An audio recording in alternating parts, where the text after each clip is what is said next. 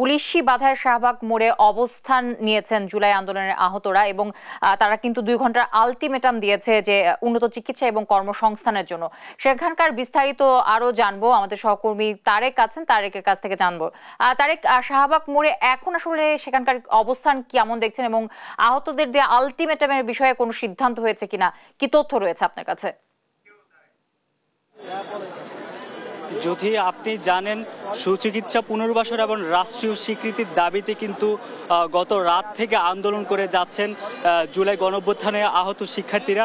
এই মুহূর্তে কিন্তু সন্ধ্যার পর থেকে তারা পূর্ব ঘোষণা অনুযায়ী তারা প্রধান উপদেষ্টার যমুনার বাসভবনের অভিমুখে পদযাত্রা করে শাহবাগের এই হোটেল ইন্টারকন্টিনেন্টালের মোড়ে কিন্তু তাদেরকে বাধায় আসলে আটকিয়ে দিয়েছেন পুলিশ, এবং এখন তারা এখানে অবস্থান নিয়ে আসলে তাদের যে দাবি দেওয়া সেটা পেশ করছেন। একই সাথে তারা আসলে 2 ঘন্টার আলটিমেটাম দিয়েছেন। তারা যেমনটা বলেছেন যে আসলে যদি এই 2 ঘন্টার মধ্যে তাদের যে সকল দাবি, তাদের রাষ্ট্রীয় স্বীকৃতি এবং তাদের সুচিকিৎসার বিষয়টি নিশ্চিত করা, স্বাস্থ্য কার্ডের যে বিষয়টি সেটি আসলে পরিপূর্ণভাবে তাদেরকে দেয়া, একই সাথে জুলাই স্মৃতি যে ফাউন্ডেশনের যে অর্থ সেটার একটি আমলাতান্ত্রিক জটিলতা বা যে কাগজপত্রের যেই দীর্ঘসূত্রিতা সেগুলো কমিয়ে তাদেরকে আসলে ঠিকভাবে সহায়তা দেওয়া সহ নানান দাবিতে কিন্তু তারা এখন এই শাহবাগের হোটেল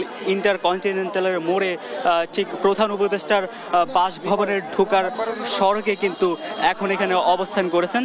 এবং যেমনটা জানিয়েছি আপনাকে যে আজ দিন দুপুর থেকে কিন্তু রাজধানীর শ্যামলীর যেই শিশু মেলা সড়কটি রয়েছে, মিরপুর সড়ক, সেই সড়কটি কিন্তু তারা অবরোধ করে রেখেছিলেন। এরপর কিন্তু সন্ধ্যায় তারা সবাই জড়ো হয়ে আসলে প্রধান উপদেষ্টার বাসভবনের দিকে যাত্রা শুরু করেন এবং সন্ধ্যা 8টার দিকে, রাত 8টার দিকে কিন্তু তারা এখানে আসেন এবং পুলিশের বাধার মুখে তারা এখানে অবস্থান নিতে বাধ্য হন। একই সাথে তারা আসলে 2 ঘন্টার আলটিমেটাম দিয়েছেন।